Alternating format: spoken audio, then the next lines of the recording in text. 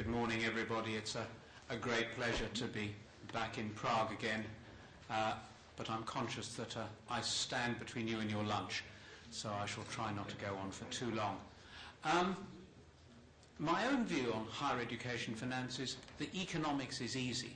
It's the politics that is so difficult. So I think I've been wise to be an academic economist, and my sympathy and condolences to the politicians. Let me start with my own value judgment, where I'm coming from on this. I'm on the side of the students, and ultimately I'm on the side of those people who ought to go to university and don't. So widening participation for me is one of the critical objectives. I'm going to go through some background stuff briefly. Then I'm going to talk briefly about lessons from economic theory and international experience, look very briefly at the UK reforms, then broaden it out to an OECD strategy, and end up by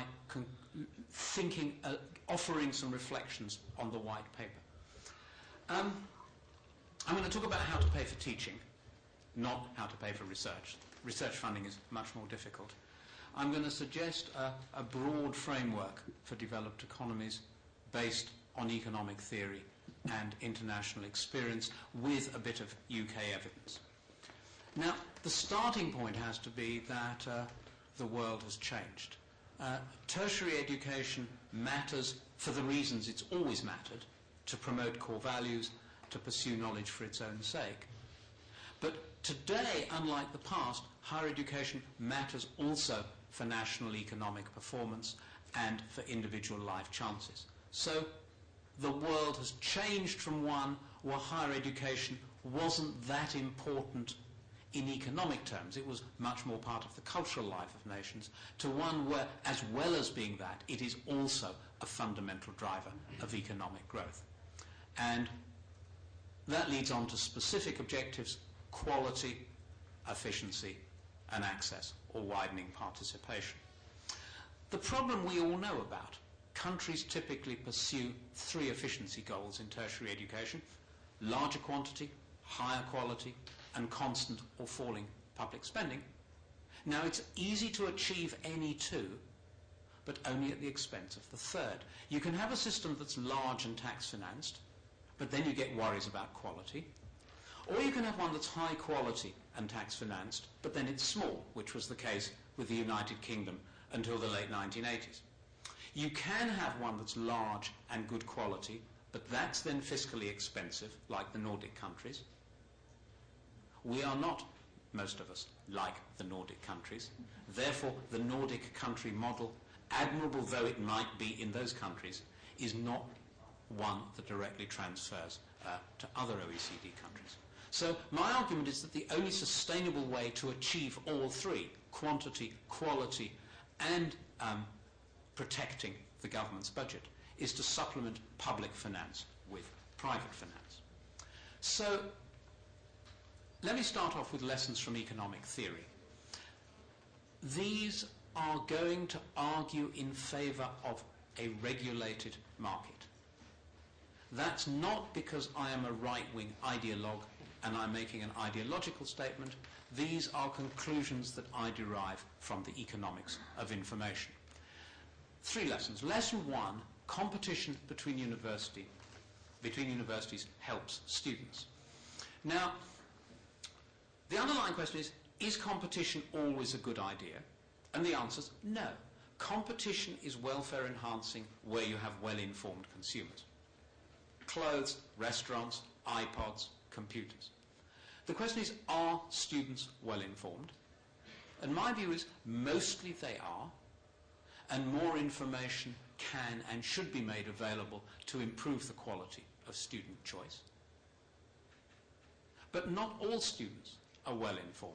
Students from poorer backgrounds face information problems, and policy needs to recognise and address those problems. But to me, a key point is students are much better informed than anyone else about what they want, and therefore competition between universities, it benefits students. And I've seen this in my own institution, the London School of Economics, where facing increasing competitive pressures, guess what? We've started to be nice to our students. Not only is central planning of higher education not desirable. It's no longer feasible. You could have a central plan for higher education when you had 4 universities and 5 subject areas. But today, many more universities, an explosion of different subject areas, so that it's simply too complicated a problem for central planning. So that's lesson 1. Diversity and competition benefit students. Lesson 2, graduates should share in the costs of their degree. I choose my words carefully. Not students should share in the cost, graduates should share in the cost. Now, what's the argument for cost sharing? Higher education creates benefits to society over and above those to the individual, external benefits. That's an argument for continued taxpayer subsidies for higher education in perpetuity. But alongside those social benefits, there's also private benefits. Individual graduates have higher earnings. Something that's usually left out, as Richard Yellen says, things that can't be measured are often left out. When I see my ex-students, they're not all earning huge amounts of money, but disproportionately, they really enjoy their work. Now, for the younger people among you, you're going to have to work until you're 70 or 80 or 90. So it's even more important that you enjoy your work. That's a huge individual benefit. So it's right that the beneficiaries should share some of the costs. But students are poor. They're young. They've got no income. So you need a way that students can go to university free, but graduates repay. And that takes you on to the third lesson from economic theory, the design of student loans. And well-designed student loans have core characteristics. I'm going to mention 3. I'm not going to have time to justify all of them in detail. They are all justifiable in economic theory, and I'm happy to come back to them in questions at the end. Characteristic 1, income contingent repayments, meaning that when a student takes out a loan, as a graduate, the repayment is not 100 euros a month. It is X% of the graduate's earnings, ideally collected as a payroll deduction alongside income tax and national insurance contributions. Now, there are efficiency arguments for income contingent loans.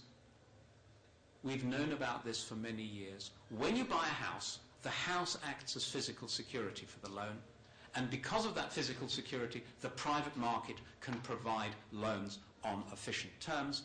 And you know that if your income falls and you can't repay the mortgage, you always have the option of selling the house and paying off your loan.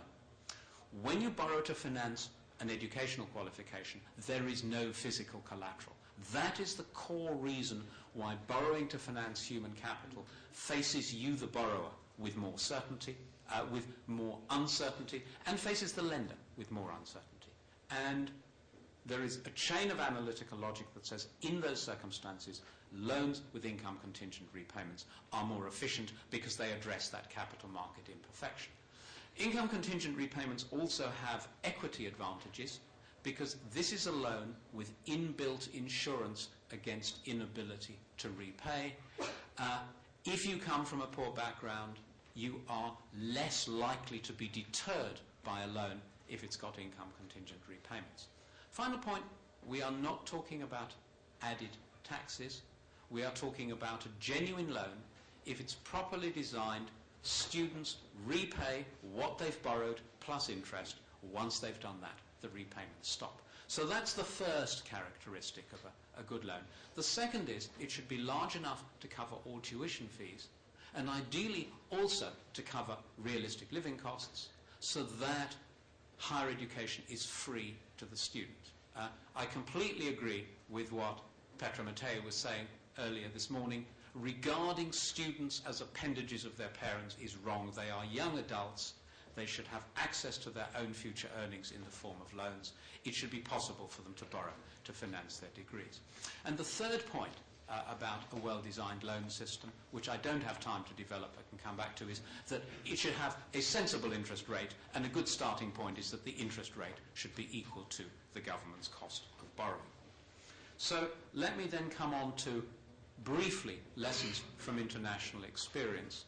I'm going to talk about tuition fees. I'm going to say as we've heard, fees should be differentiated. Universities should be able to charge different fees and different fees for different subjects.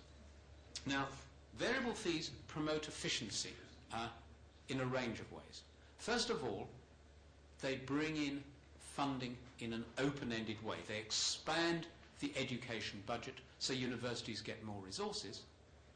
But variable fees also strengthen competitive pressures, strengthening the incentive to universities to use those additional resources efficiently. So you've got more resources, you've also got incentives to quality. There's also an equity argument. I mean, people think variable fees are unfair.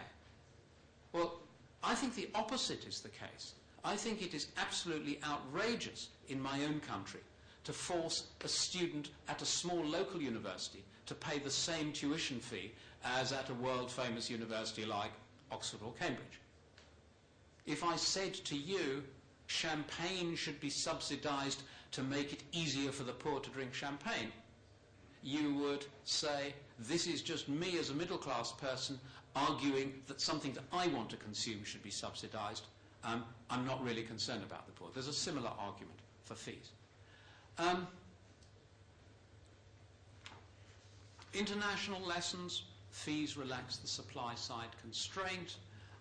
Competitive systems appear to produce higher quality, at least as measured by world rankings. Lesson to beware of: if you are going to introduce variable fees, big bang liberalisation is a bad idea.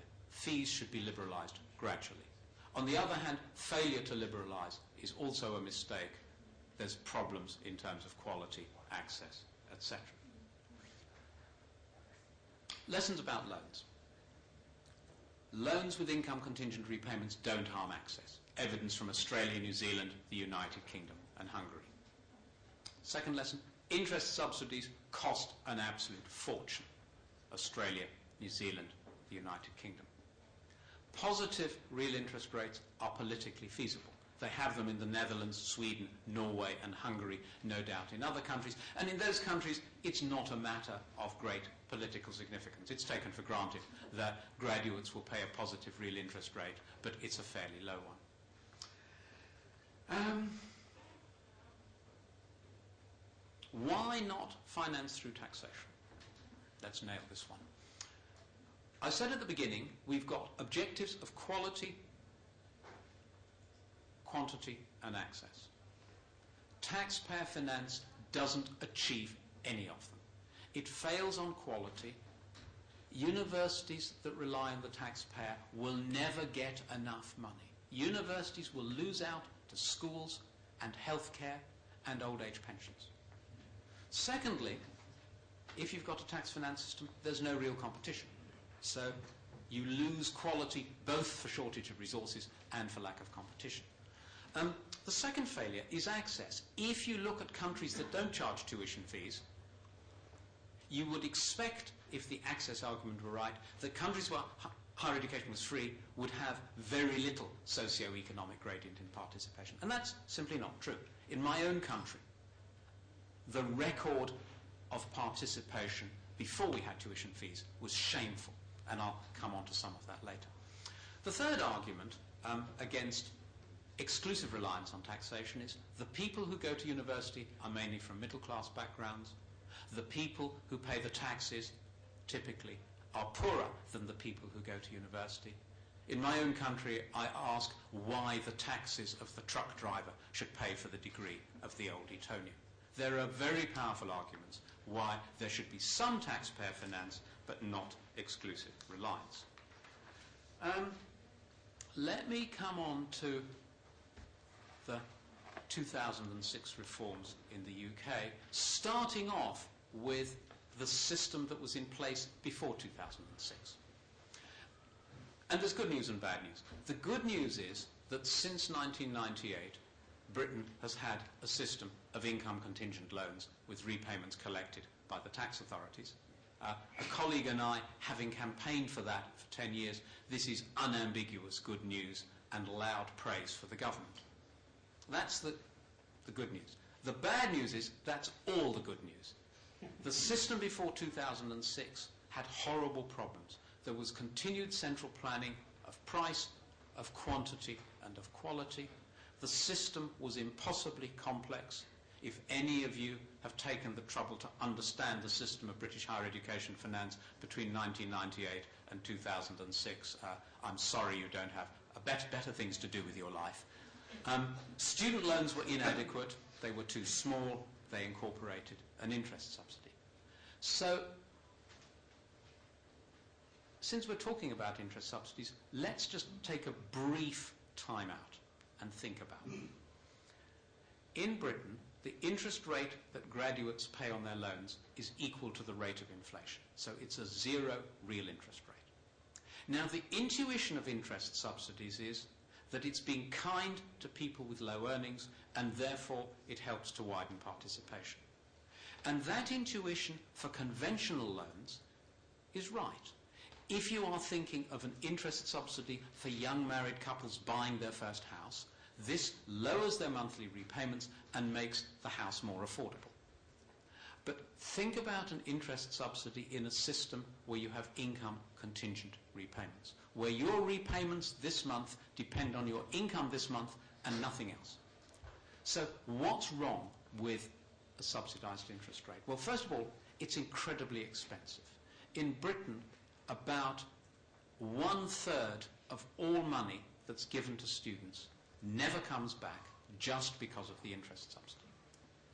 Second problem, the interest subsidy impedes quality. So much money goes on the interest subsidy that it crowds out some of the money that goes to universities in block grants, harming quality. Third problem, the interest subsidy impedes access. I say to my students, what do subsidies cause? And they all shout back at me, subsidies cause shortages. Older Czech citizens should need no reminding of that. If you subsidise something, there's going to be short. Why is our loan too small? Answer, it's so expensive the Treasury rations it. Why does the British loan system not extend to part-time students and postgraduate students? Answer, the Treasury rations it because it's so expensive. And finally, and worst of all, we need to ask who benefits from interest subsidies. Students don't benefit because students don't make loan repayments. So you say, well, maybe it's low-earning graduates. But low-earning graduates make low monthly repayments because with income contingent repayments, if you've got low earnings, you make low repayments. You say, well, maybe it's high-earning graduates early in their career, junior doctors. But again, if their earnings are low, their repayments are low. So you then say, well, who benefits from interest subsidies? And the answer is, it's the professional whose repayments stop after 10 years because there's an interest subsidy, whereas without an interest subsidy, repayments would carry on for 12 years. So interest subsidies benefit successful professionals in mid-career and nobody else. So it is a policy of quite exquisitely awful precision. It benefits exactly the wrong people. So interest subsidies matter. 2006 reforms, very briefly indeed. We brought in variable fees, but with a maximum of £3,000 a year. The fees were covered by an income contingent loan. The loan for living costs was increased to make it a bit more realistic. And there were various things done to widen participation. The key lessons, after we brought in variable fees, applications continued to rise. I shall give some evidence in a few minutes. Why were applications not harmed? Well, because loans cover fees and living costs, so higher education is free to the student. Demand has not been deterred. Access has not worsened, but nor has it improved. More action is needed. I'm going to argue fees and loans don't harm participation, but they don't help it either. And you need to do other things that address participation directly. So what can we say by way of a general strategy that applies in a broad way to OECD countries, though clearly the specific way it's implemented will be country-specific. Well, I'm going to suggest a strategy with 3 elements. The first element is, how do you pay for quality? Answer, deferred variable fees. There is a distinction between upfront fees and deferred fees. Upfront fees, the student has to write a check.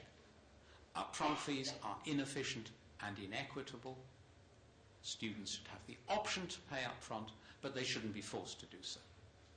Deferred fees promote quality in the way I've talked about. They bring in more resources, and by strengthening competition, they increase the incentives to use those resources efficiently. They're also fairer than any other method, and as I've said, the mistake to avoid is big bang liberalisation. So that's the first element in a general strategy. The second element is, how do students pay those fees? Answer, as graduates. You need higher education to be free at the point of use, so loans should have income contingent repayments, be large enough, etc., and should be available to all students, so that higher education is free at the point of use. Students aren't poor, they're not forced to rely on their parents. It's great if parents help their children, the system shouldn't force them to. Students are freed from expensive credit card debt, and again, they're not forced to work. There's nothing wrong with students working to earn money, but it should be an option for them, not something they're forced to do because there isn't an adequate loan system. And the big mistake to avoid, I've already done a rant about, is interest subsidies. You can implement income contingent loans in different ways.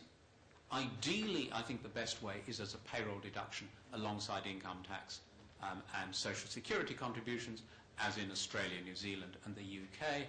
Another way you could do it is that a graduate's repayments this year are based on her last completed tax return. So the calculation is done with a lag. That's the way I believe it's done in Sweden. It's the way it's done in Hungary at the moment, but I think, as I understand it, Hungary would like to move towards payroll deduction when that becomes an administratively robust option. Or you could do what they do in the Netherlands, which is you have fixed monthly repayments, but a graduate with low earnings can apply to have their monthly repayment reduced. That is easier to do when you've got a very efficient tax administration, as in the Netherlands. So, element 1, deferred variable fees. Element 2, a good system of income contingent loans. That deals with the easy cases, middle class students. The third element is now, what do you do to widen participation? And that brings us on to the question, what stops students from poor backgrounds going to university? I'm just going to sketch out the argument now, and I'm going to come on to the evidence in a minute. There are 2 constraints that are the real constraints on participation for students from poor backgrounds. One is the prior attainment constraint, in other words, how well they did in school. And the other is credit constraint, if their family doesn't have the money. So policies to widen participation need to address the prior attainment constraint and to address the credit constraint. And the mistake to avoid there is emphasizing the wrong policies to widen participation. There's something that I call pub economics. Pub economics is something that's obviously right, and everyone knows it's right. Of course it's right, but actually it's wrong. And pub economics argues that it is obvious that, quote unquote, free higher education widens participation. And pub economics is wrong. Evidence follows later. And I can't resist the observation that when one talks about free higher education, free is just another word for someone else pays. So you need to ask, who pays? Okay, some reflections on the Czech white paper. It's a very rich, broad-ranging white paper. I'm going to comment only on the funding elements of it. I'm not going to talk about university governance or important things like that. And for the most part, assume I agree with those statements from the white paper I'm going to go through. Where I disagree, I will say so. The first point to observe is it's the same railroad crash in the Czech Republic as in other countries. The demand for places in tertiary education will continue to rise. Part of it is a Czech-specific reason, namely pent-up demand from the start. But a lot of it is simply the rising demand for skills that is going on globally, technological advances driving up the demand for skills. So on the one hand, demand for places will continue to rise. On the other hand, there are problems of fiscal stringency, and those problems predated the economic crisis. The economic crisis merely makes it worse. Principles of change. Principle one, a need for increased spending on tertiary education. Right. This should largely come from the taxpayer. Right. But public finance needs to be supplemented on a significant scale by private finance. Absolutely. And I've talked about why reliance exclusively on the taxpayer doesn't achieve any of the objectives that we've set for ourselves. Sources of private finance. The white paper talks about fees financed via income contingent loans, which is the strategy that I derive from economic theory. The white paper identifies employers as a potential source, but then says this is unlikely to be a large source of finance. I agree. I think employer finance is desirable where it's possible, but one shouldn't expect too much from that. I'm going to focus the rest of my remarks on the white paper round the three elements of the strategy that I've talked about: deferred variable fees, a good loan system, and policies to widen participation. So, paying for tertiary education institutions, formula funding should continue, but on a more systematic basis. That's absolutely right. An observation: the more an institution gets its money from formula funding and the less from tuition fees, the less competitive the environment, and vice versa. So the balance between block grant and tuition fees determines how competitive the environment is, and I think it is right that you have different degrees of competitiveness for different subjects. Economics is big enough and ugly enough and cheap enough to be able to flourish in a highly competitive environment. Music, drama, or things with hugely expensive fixed costs like physics might well have a different answer. So that balance is an important policy one, and very much something that needs to be discussed. The funding regime should apply both to public and private tertiary institutions. This came up in question time. I think the white paper is right on this. There is no such thing as a wholly public institution. Our British National Health Service is government run and government financed. But the National Health Service doesn't grow its own food. If you're in a British hospital, the food that you eat will have been grown in the private sector and bought in by the NHS. In a lot of countries, healthcare is publicly financed, but it can be privately delivered, or some countries like France or Germany have some public delivery, some private delivery. What matters is, does the patient get good treatment? What matters is, does the student get good education, and that education is accessible to everybody. The public-private thing is not a fundamental point of principle. My view is a well-designed system covers both. Fees regime, fees deferred via an income contingent loan. There is an issue about whether there should be a discount for upfront payments. If you charge a positive real interest rate, there is a case for some sort of discount for upfront payments. If interest rates are heavily subsidized, there isn't. And the issue of should there be a fees cap, I agree with the recommendations. Yes, there should be. Student support. Basic study grant converted to a loan for poor performance. For example, if you take too long to graduate. A thought, you might want to turn that on its head, as in the Netherlands, and say, students get a loan, but it's converted to a grant on the basis of good academic performance. So you're using a carrot, not a stick. And if you look at recent lessons from behavioral economics, it suggests that the response to the carrot may be different from the response to that of the stick. So that I think is worth further study. Basic state loan for living costs and fees, that's right. Means-tested scholarships, we have those in Britain as well. I recognise the political necessity for things like that, but actually, if I were made King of England tomorrow in some peculiar reversion of history, I would probably spend very little on tax-financed scholarships. I would spend that pro-access money earlier in the system. I'll come back to that in a moment. Design of the loan system. Interest rate equal to the government's cost of finance plus administrative cost plus a cohort risk premium. That's as the system operates in Hungary. I only wish that was the way the system operated in my own country. But that interest rate starts only when the student ends enrollment. I think that's a mistake. I think the interest rate starts at the moment the student takes out the loan. Adrian Zeiderman has done very interesting work. The cost of interest rate forgiveness while the young person is a student is absolutely enormous. It's incredibly expensive because it's a subsidy for all students, for the whole of their loan, for the entire lifetime of the loan. And there are better ways of spending money.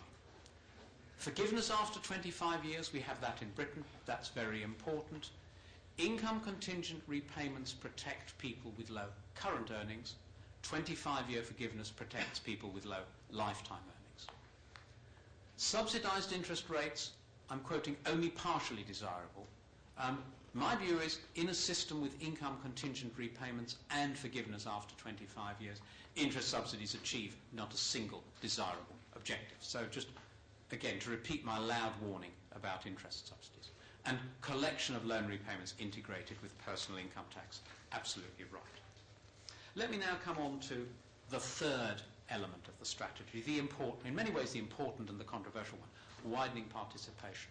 Now, widening participation, I said at the start, is one of my core value judgments. But you can justify widening participation on efficiency grounds as well. No nation can afford to waste talent. There is a big talent pool out there amongst people from poorer backgrounds, and your country and my country and a lot of other countries are wasting that talent. Students as independent people, I've already talked about. I think the white paper's right on that. Sources of inequality. There's heavy emphasis in the white paper on policies in tertiary education to widen participation. Now, I'm all in favour of doing what you can once a person from a disadvantaged background gets to university. But they've already got to university. The difficult ones, the important ones, are the ones who don't get to university. And UK evidence suggests that the primary driver of participation, it's not an 18 onwards problem, it's a 0 to 18 problem. And that, the 0 to 18 problem, secondary education is mentioned, but you actually need to go back a lot earlier than that. So it shouldn't be 12 to 18 or 15 to... I used to say to my wife, you know, we should be starting on this from 12 onwards. And my wife has this terrible habit of having strong opinions about things she knows nothing about, and an even worse habit of being unfailingly right. And she said, 12 is much too late. This was years ago. And now there's all this evidence about early child development and nursery education. So huge emphasis, hugely important to go back earlier. So what really determines participation? I've said there's a prior attainment constraint and there's a credit constraint. And let me come on to some evidence. This next diagram, to me, tells the entire story. So let me explain. It's all right. The top pair of bars is participation in higher education by British students with the top high school graduation grades. The second pair are people with good high school graduation grades but not quite as good, and so on. So what we see is the better the high school grade, the higher the participation rate. Look at the top pair. The light blue is the participation rate of students from middle class backgrounds, the top three socioeconomic groups. The dark blue is participation by students from the lowest three socioeconomic groups. So participation, if you've got top high school grades, 97% middle class, 94% working class. Slightly less good, but still good high school graduation grades, 91% and 89%. What this evidence tells us is, if you control for attainment, if you control for high school graduation grades, you've cracked the problem. If you look at, and let me give you numbers, take 100 young people whose parents are professional in Britain, and 100 young people whose parents are manual workers. 81 of this group go to university, 15 of this group. It's a shameful record. But now you control for high school graduation performance, 90 and 90. In other words, what matters is how people do in school, and how people do in high school usually goes back to things that happened a lot earlier. I can remember our excellent education minister at the time of our reforms losing his temper in a debate with students. If I were a real socialist, he said, I wouldn't spend a penny on higher education. I'd spend it all on nursery education. And that's one of the things that this is telling us. So we introduced tuition fees, variable tuition fees in 2006. What happened to applications? Answer: in the year that fees were introduced, there was a small downward blip because students the previous year, knowing that fees were going to increase, accelerated their university applications. So there was a one-year blip. But other than that, applications have continued to rise. But I hear you say, maybe that's just continuing increases by middle-class students.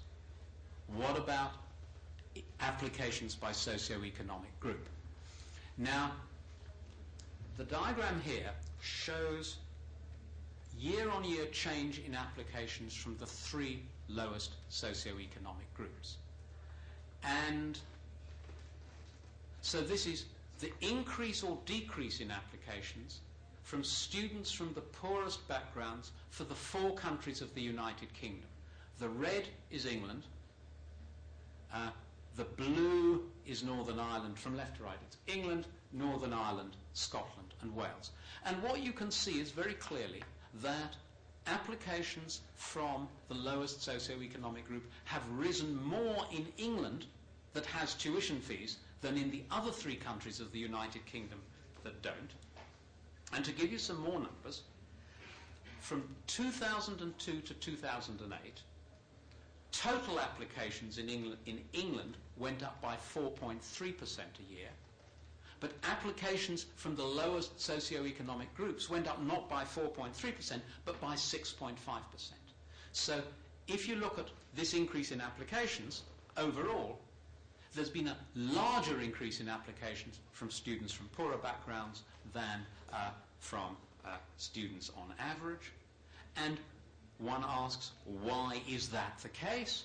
And that then brings us on to the second constraint. There's a prior attainment constraint, there's a credit constraint.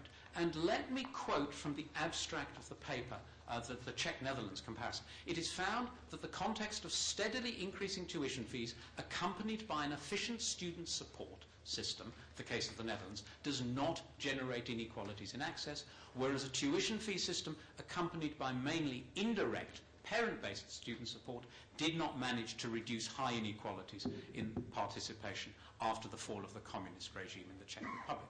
So higher fees plus higher loans means there's no credit constraint and there's no effect on access, whereas higher fees with no higher loans creates a credit constraint and does harm access.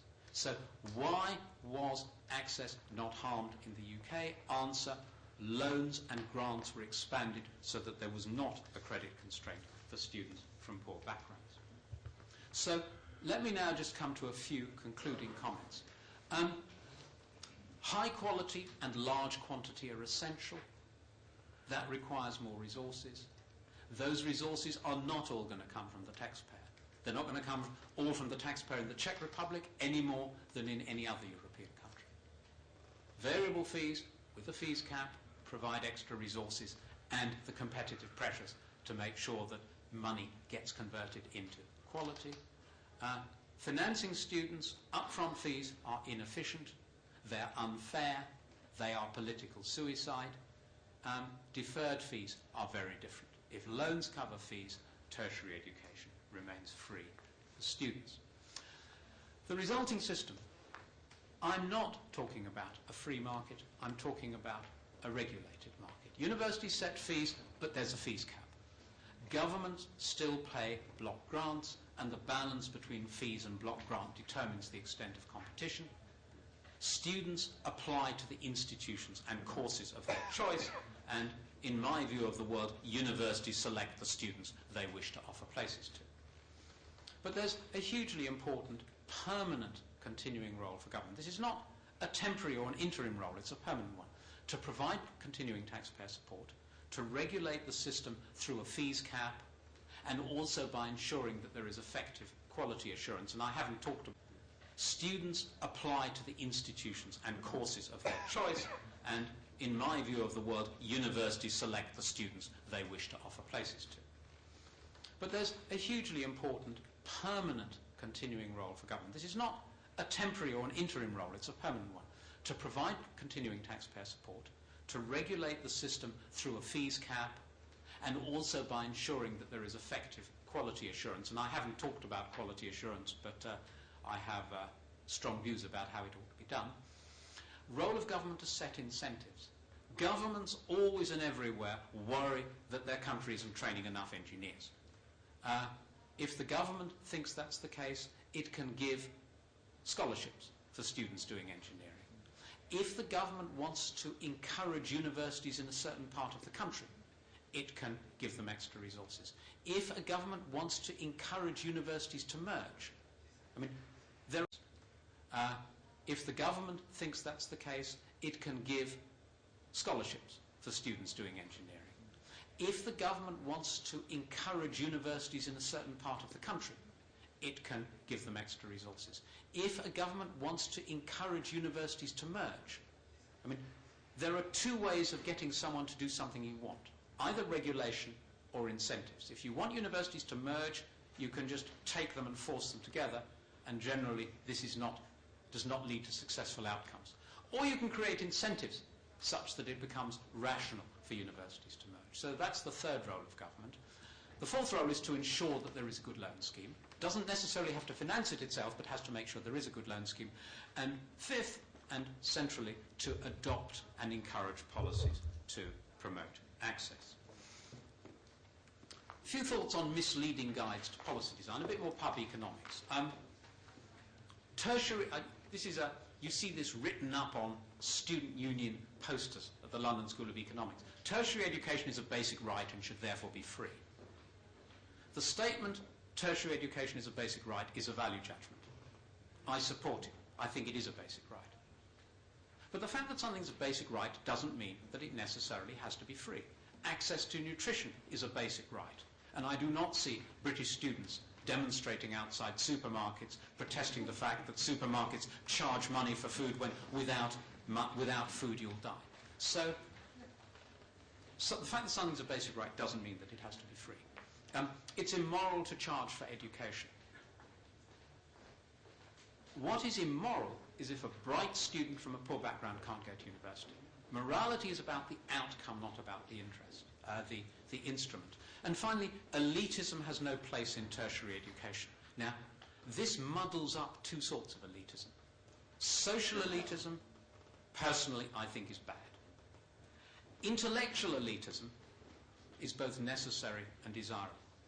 If I said to you that Sparta Prague ought to have a bunch of players that is a socio-economic representation of the Czech population as a whole, you would say, the guy's mad, we want the best footballers playing for Sparta Prague.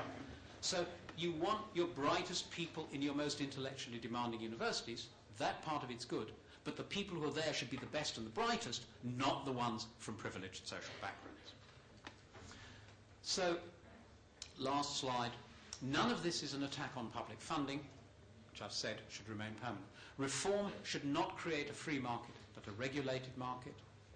Students get tertiary education free. It's graduates who repay.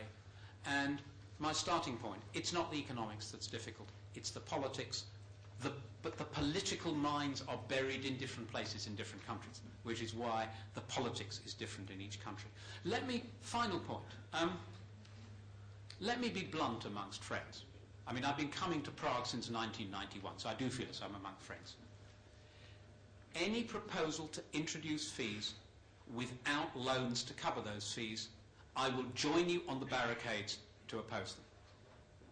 But if you've got a good loan scheme to pay for those fees, then if you attack fees, you are not promoting social justice, you are helping to preserve middle-class privilege. And that's not the intention of people who oppose fees, but that's actually what you're doing.